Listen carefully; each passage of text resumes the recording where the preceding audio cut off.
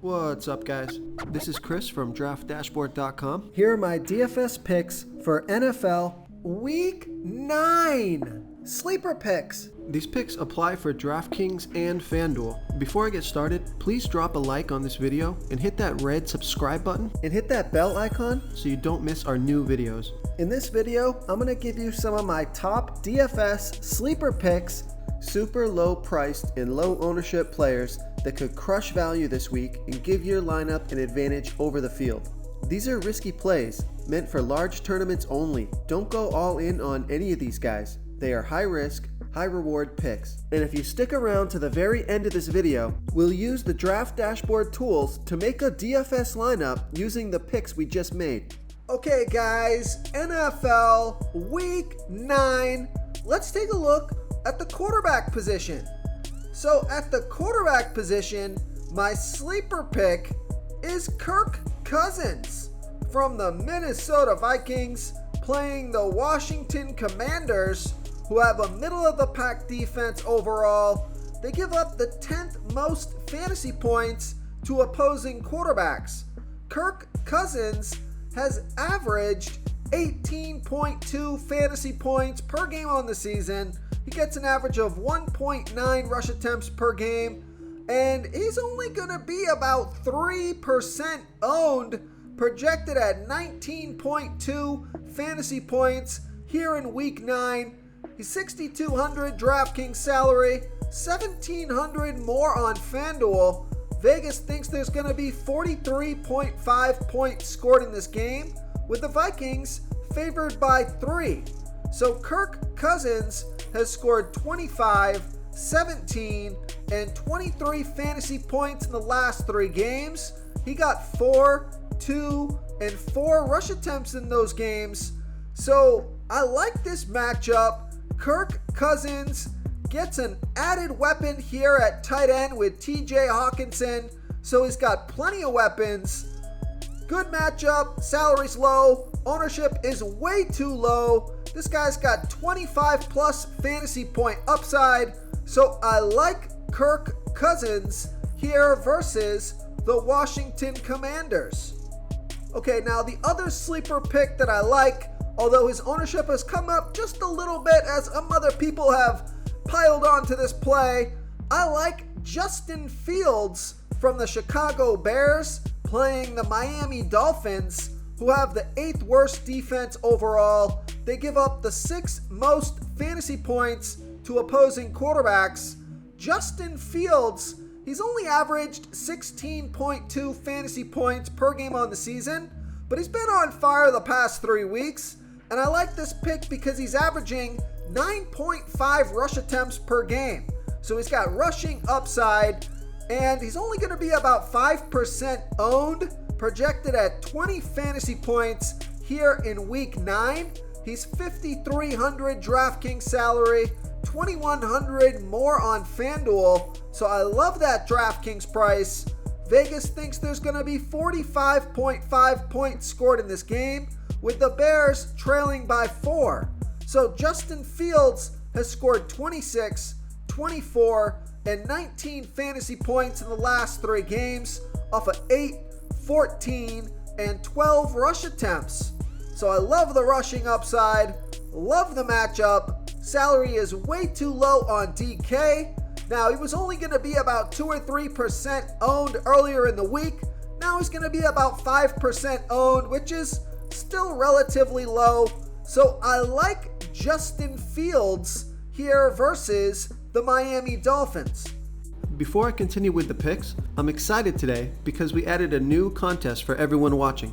If you want to enter the drawing for $25 PayPal, all you need to do is like this video, hit that subscribe button, and make a quick comment below to be entered into the drawing. We'll reply to a random comment and let you know that you won. And we'll send you $25 PayPal. So it's that easy, and we pick a new winner every Saturday and announce them in our video. So get your comment in now so I can add another entry for you. Okay, let's take a look at the running back position. One of my sleeper picks at the running back position is David Montgomery from the Chicago Bears playing the Miami Dolphins, who have the 8th worst defense overall. They're middle of the pack defending opposing running backs. David Montgomery has averaged 10.9 fantasy points per game on the season, getting an average of 13.1 rush attempts per game and 2 pass targets per game. He's going to be about 3% owned, projected at 12.3 fantasy points here in week 9. He's 6,000 DraftKings salary, 1,000 more on FanDuel. We know Vegas thinks there's going to be 45.5 points scored in this game, with the Bears trailing by 4. So David Montgomery has scored 10, 12, and 9 fantasy points in the last 3 games off of 15, 15, and 15 rush attempts on top of 3, 0, and 1 pass target. So it's going to take a little leap of faith here to play David Montgomery. At 6K DraftKings salary, you could play Kenneth Walker for 200 more, Ramondre Stevenson, Travis Etienne for 300 more. So I can see why David Montgomery is certainly going to be a sleeper pick here, but this guy could go off for 2+ touchdowns. So I like David Montgomery as a sleeper pick here versus the Miami Dolphins. Okay, now if you're really looking to roll the dice at running back, take a look at Cordell Patterson from the Atlanta Falcons playing the LA Chargers, who have the 5th worst defense overall. They give up the 2nd most fantasy points to opposing running backs. Cordell Patterson has averaged 16.2 fantasy points per game on the season, getting an average of 14.5 rush attempts per game, 1.8 pass targets per game. So he's been on the field for 96% of the snaps, going to be about 2% owned, projected at 9.2 fantasy points here in week 9. He's 5,800 DraftKings salary, 1,400 more on FanDuel. Vegas thinks there's going to be 49.5 points scored in this game, with the Falcons trailing by 3. So Cordell Patterson hasn't played for 4 weeks, so we don't know how much volume he's going to get here this week. So that's what makes him a risky play. The other running back for Atlanta Falcons is Tyler Algier. I have a feeling they're going to be splitting carries, so you're going to have some Cordell Patterson, some Tyler Algier, but this should be a run-heavy offense here. Both of these guys have a fantastic matchup in what should be a high-scoring game. So if you want to roll the dice with one of these running backs, both these guys are going to be about 2% owned. Who knows which one of these guys is going to make the end zone or get into the end zone, but I do like Cordell Patterson as a sleeper pick here versus the LA Chargers. Real quick, guys, I got great news. For a limited time, we're offering a full 30-day trial to Draft Dashboard. You can try all the tools for NFL. NBA is right around the corner. This is a great time to get in and try everything for 1 month. The tools are all about saving research time. You can see the last 3 games, the fantasy points per game, the targets they got per game, so you can see how involved they are in the offense, the rushes they got per game. Seeing all this stuff on one screen helps you save time and make better picks.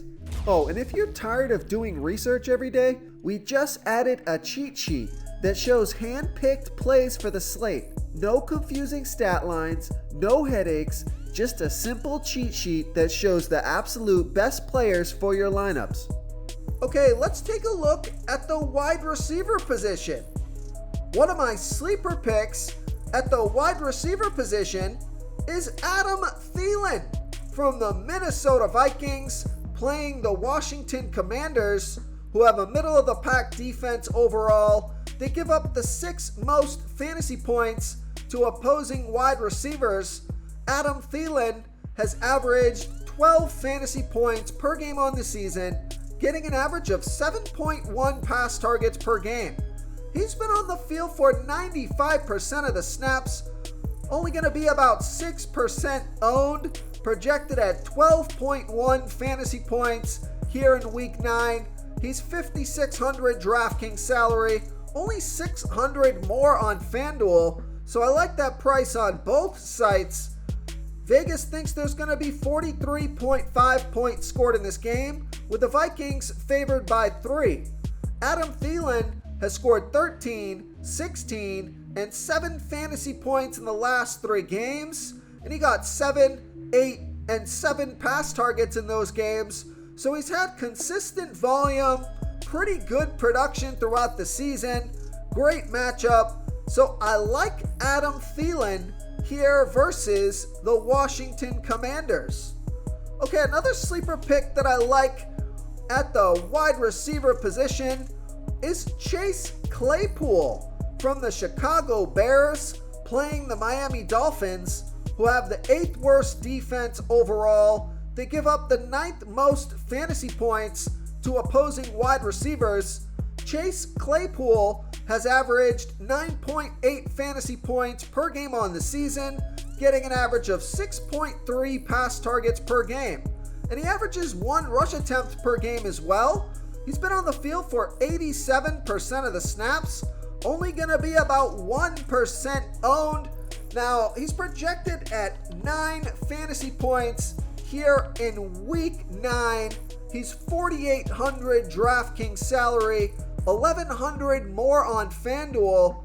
We know Vegas thinks there's going to be 45.5 points scored in this game, with the Bears trailing by 4.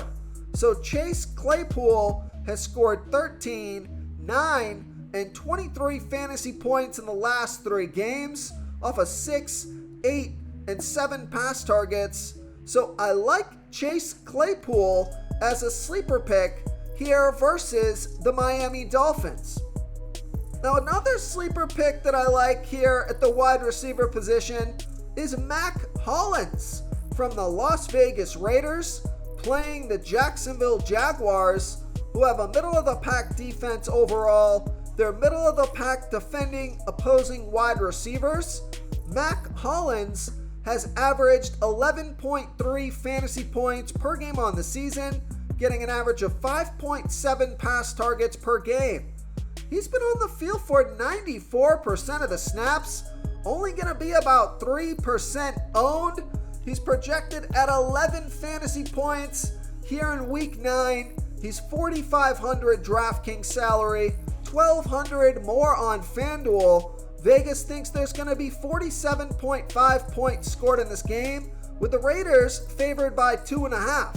So Mac Hollins has averaged 11.3 fantasy points per game on the season, and he scored 13 and 12 fantasy points in the last 2 games. So I like Mac Hollins here versus the Jacksonville Jaguars. Okay, moving on to the tight end position. So although this guy is a stud, this week he's also a sleeper pick with the low ownership. I like Zach Ertz from the Arizona Cardinals playing the Seattle Seahawks, who have the 7th worst defense overall. They give up the absolute most fantasy points to opposing tight ends. Zach Ertz has averaged 12.3 fantasy points per game on the season, getting an average of 7.5 pass targets per game. He's been on the field for 85% of the snaps, going to be about 4% owned, projected at 14 fantasy points here in week 9. He's 5,100 DraftKings salary, 1,500 more on FanDuel.